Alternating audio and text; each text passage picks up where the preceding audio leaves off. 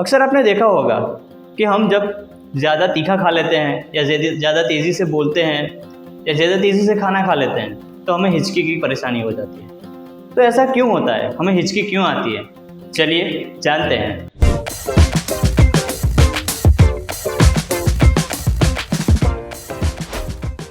हमारी छाती और हमारे पेट के बीच में एक मांसपेशी होती है, उसे डायाफ्राम बोलते हैं। डायाफ्राम का काम ये होता है कि वो फेफड़ों में हवा भरती है। जब हम ज़्यादा तीखा खाना खाते हैं या तेज़ी से खाते हैं या ज़्यादा हंसते हैं तब डायाफ्राम को नियंत्रण करने वाली नसों में हलचल सी हो जाती है। इसकी वजह से क्या होता है कि हमारे फेफड़ों में हवा तेज़ी से अंदर जाती है।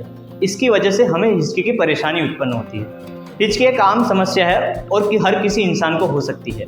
अगर आपको हमारा वीडियो अच्छा लगा है तो इसे लाइक कीजिए, शेयर कीजिए अपने फ्रेंड्स और फैमिली के साथ, और ऐसे ही वीडियो देखने के लिए हमारी चैनल को सब्सक्राइब कीजिए। धन्यवाद।